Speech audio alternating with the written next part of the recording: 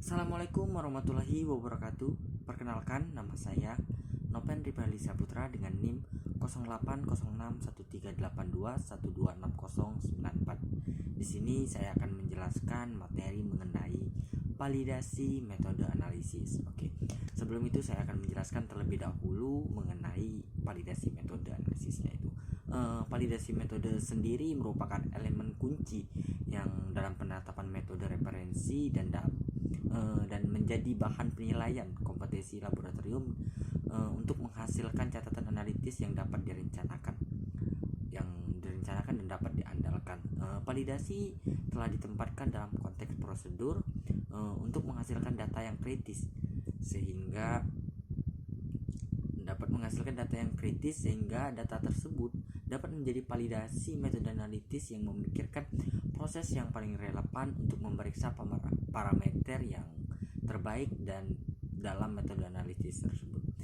Metode analitis sendiri itu menggunakan berbagai indikator kerja dengan keseluruhan yang relevan, termasuk selektivitas, spesifitas, akurasi, presisi, linearitas, jangkauan, batas deteksi, batas kuantifikasi, bahkan kekokohan dan ketahanan yang dibahas dalam secara serius untuk upaya dalam penjagaan pemanfaatan yang salah arah dan memastikan produk tersebut dapat konsisten untuk disebarluaskan.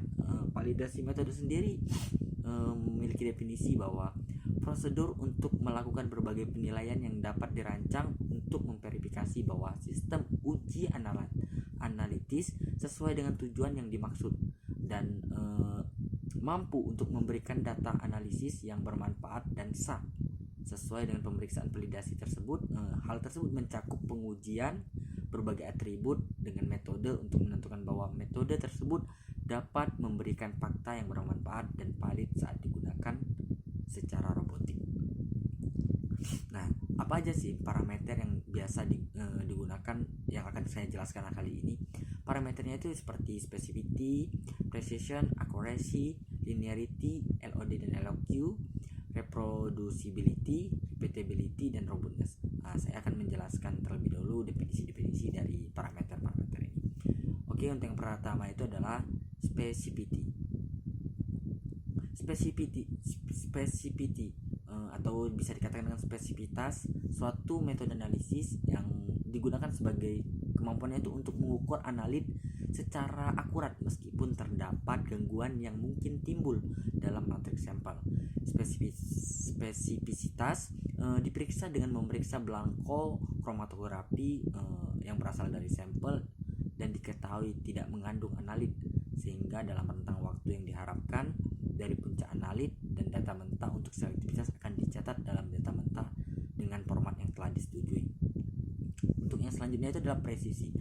Presisi sendiri adalah ketepatan suatu metode dalam derajat kesesuaian yang diantara hasil pengujian individual ketika prosedur diterapkan berulang kali pada beberapa sampel.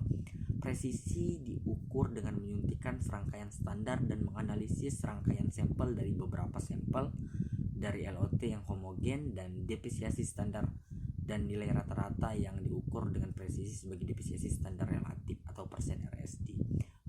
Bisa dikatakan rumusnya itu adalah standar deviasi dibagi min dikali dengan 100. Untuk yang selanjutnya itu adalah akurasi atau biasa dikatakan dengan keakuratan. Ini menjadi suatu metode analisis yang menjadi tingkat kesesuaian hasil pengujian yang dihasilkan oleh metode tersebut untuk menuju nilai yang sebenarnya. Akurasi sendiri diukur dengan menambahkan konsentrasi yang telah diketahui ke matriks sampel yang diinginkan. Standar analit dan menganalisis sampel menggunakan metode yang divalidasi. Prosedur dan perhitungan yang akurat sebagai persen pemulihan akan bervariasi dari matriks ke matriks dan itu akan diberikan dalam rencana studi masing-masing atau amandemen rencana studi tersebut. Selanjutnya itu adalah linearity atau biasa dikatakan dengan linearitas. Linearitas menjadi satu metode analisis yang kemampuannya itu digunakan untuk memperoleh konsekuensi pemeriksaan yang mungkin sekaligus atau dengan bantuan penyesuaian matematika yang dijelaskan dengan baik atau proporsional dengan konsentrasi analit dengan kisaran tertentu. Nah, linearitas sendiri ditentukan dengan menyuntikkan serangkaian standar larutan stok atau larutan stok yang diencerkan dengan larutan menggunakan pelarut fase mobile atau minimal 5 konsentrasi berbeda yang kisaran 50 sampai 150% dari kisaran kerja yang diharapkan. Grafik dari linearitas sendiri akan diplot secara manual menggunakan Microsoft Excel atau perangkat lunak komputer lainnya dan yang akan dilampirkan pada berkas tadi pada masing-masing tersebut. Nah, LOD dan LOQ. Istilah LOD sendiri bisa didefinisikan sebagai konsentrasi terendah di mana instrumen mampu untuk mendeteksi tetapi tidak mengukur, dan rasio noise terhadap sinyal untuk LOD harus 1:3, dan sedangkan LOQ didefinisikan sebagai konsentrasi terendah di mana instrumen dapat mendeteksi dan mengukur kebisingan rasio sinyal. Untuk LOQ ini sendiri menggunakan perbandingan 1:10. Nilai LOD dan LOQ itu dihitung secara manual dengan mengambil rasio noise terhadap sinyal yang terendah atau konsentrasi sampel linearitas yang diketahui dan akan dinyatakan dalam gram atau miligram atau ppm, yang untuk dihitung dalam persen nilai LOD dan LOQ akan dikalikan dengan 100 per konsentrasi terendah atau yang diketahui dari bahan uji tersebut yang diambil untuk menganalisis atau analisis pengotor tertentu. Nah, untuk rumus sendiri bisa dilihat dengan LOD per test item used for quantification dikali dengan 100. Nah, selanjutnya itu adalah robustness. Robustness sendiri adalah metode dengan kemampuan untuk tidak terpengaruh oleh variasi kecil yang disengaja dalam parameter metode.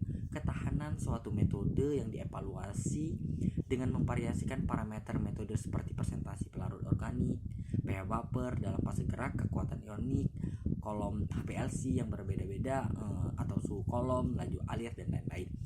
Parameter metode ini sendiri dapat dievaluasi satu faktor pada satu waktu atau secara bersamaan secara bagian dari eksperimen faktorial seperti yang didokumentasikan dalam pedoman ICH, bahwa ketahanan harus dipertimbangkan sejak awal dalam pengembangan satu metode. Selain itu juga jika hasil pada metode tersebut rentan terhadap variasi dalam parameter metode, maka parameter ini harus dikontrol secara memadai dan pernyataan kehati-hatiannya disertakan dalam dokumentasi metode. Contoh kriteria ketahanan adalah bahwa efek dari perubahan berikut dalam kondisi kromatografi. Faktor yang dapat mempengaruhi uji robustness sendiri seperti perubahan kecil dalam parameter eksperimen, contohnya itu variasi dalam pH, suhu, tekanan pH waktu analisis atau konsentrasi reagen. Jika hasil analisis tidak terpengaruh oleh perubahan ini, metode tersebut dianggap robust.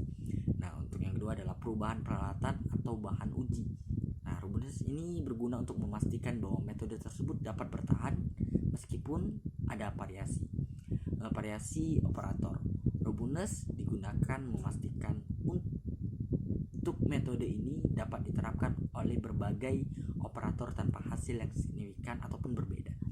Dan uji reproducibilitas mengulangi pengujian dalam berbagai kondisi dan memastikan hasil yang konsisten dan menunjukkan bahwa metode ini robust dan dapat dipercaya untuk digunakan dalam waktu panjang.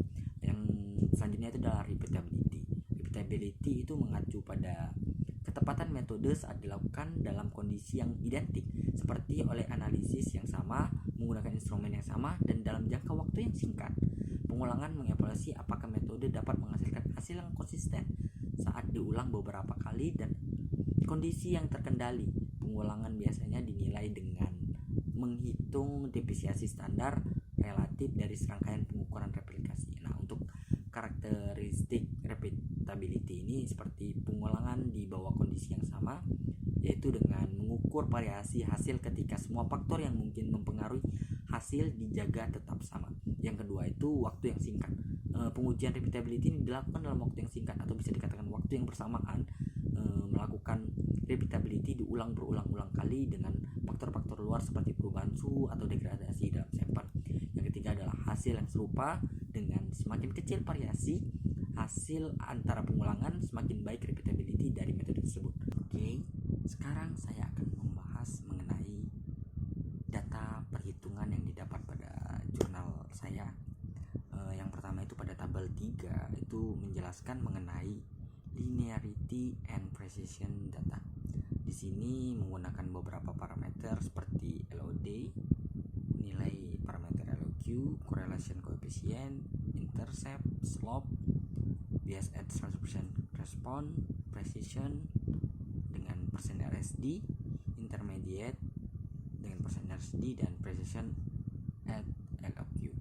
Di sini menggunakan 7 formula yang dimana pada data LOD itu mendapatkan nilai pada formula 1 0,029, pada formula 2 0,028, pada formula 3 0,032, formula 4 0,061, formula 5 0,058, formula 6 0,026, dan formula 7 0,025. Dan pada data LOQ itu mendapatkan hasil data bahwa yang pertama 0,087, yang kedua 0,083, dan yang ketiga 0,097, yang keempat 0,181, yang kelima 0,175, yang keempat 0,079, dan yang ketujuh adalah 0,076. Untuk correlation coefficientnya ini menjelaskan mendapatkan hasil semuanya itu 0,99 pada setiap formula. Mungkin ini adalah hasil yang baik, hampir mendekati 1, jadi ini adalah nilai yang baik. Selanjutnya itu adalah intercept slope. Intercept itu mendapatkan nilai 15,23, minus 357,57, minus 114,90, minus 962,70, 1021,47, 981,50, dan 748,25. Dan pada slope-nya itu mendapatkan nilai 67617,6, 59805,4, 58174,2, 43992,5, 49474,1, 1235, 19 dan 4, dan 150103,1. Dan pada bias at 100% respon itu mendapat nilai 0,2%, 1,3%, 0,4%, 1,5%, 0,9%, 1,8%, dan 0,9%. Dan pada precision dengan persen RSD mendapat nilai 1,2, 2,4, 3,6, 1,1, 0,6, 1,8, 2, dan 2,3. Intermediate precision itu mendapatkan nilai 2,0, 4,1, 3,1, 3,4, 2,1, 1,3, dan 1,6. Dan pada precision at LOQ itu mendapatkan nilai bahwa 3,1, 5,0, 6,0, 3,9, 4,2, 3,9, dan 2,8. Dan pada tabel 4 itu menjelaskan tentang evaluation of accuracy dengan spec level, dengan persen recovery dengan 7 formula lagi, dan spec levelnya itu seperti LOQ 50%, 100%, dan 150%. Pada formula 1 LOQ mendapatkan 94,2 lebih kurang dengan lebih kurang 3,6, 99,1 lebih kurang 2,6, 9,7 lebih kurang 3,5, 104,8, 104,7, 105,4, 96,5. Dan pada kondisi 50% mendapatkan nilai 96,0, 109,1, 95,5, 93,2, 106,1, 95,2, 103,2. Dan pada nilai 100% mendapatkan nilai 96,8, 94,1, 98,9, 93,8, 95,8, 99,1, dan 101,8. Dan pada persen 150% mendapatkan nilai 92,0, 94,6, 93,8, 94,0, 103,3, 101,2, 98,5. Nah, yang selanjutnya itu pada tabel 5 itu menjelaskan mengenai robustness result of HPLC metode dengan variation in chromatografi kondisi dengan kolom temperatur 20 derajat, kolom temperatur 30 derajat, flow rate 0,8 mili per min, flow rate 1,2 mili per min, asetonitrit 90%, asetonitrit 110%, mobile phase buffer pH 6,2, mobile phase buffer pH 6,6. Didapatkan bahwa oxide system suitability parameter dengan standar area rasio lebih besar dari 0,9 dan kurang dari 1,1, sehingga dapat didapatkan data bahwa seluruh parameter tersebut mendapatkan 1, dan pada USP tiling kurang dari 2 dan mendapatkan nilai seluruhnya 1, dan pada resolusi lebih atau sama dengan 1,5 mendapatkan nilai 4,3, 3,0, 4,4, 3,1, 3,6, 3,6, 4,4 dan 4,3. Dari data ini mungkin bisa dikatakan bahwa pada robustness memiliki nilai yang baik, yang dimana semuanya itu memenuhi syarat atau ketentuan yang telah ditetapkan pada sesuai dengan parameter tersebut. Dilakukan validasi analisis dengan metode RPA-PLC yang dilakukan seperti perhitungan parameter, presisi, akurat, robust, atau dengan pedoman ICH seperti spesifisitas, presisi, linearitas, dan ketahanan. Bahwa hasil dari validasi ini menunjukkan bahwa hasil ini memang dapat terbukti bahwa hasilnya spesifik dan dapat diandalkan dan mampu untuk mendeteksi berbagai analisis yang dilakukan. Mungkin dari saya cukup sekian, saya akhiri. Wassalamualaikum warahmatullahi wabarakatuh.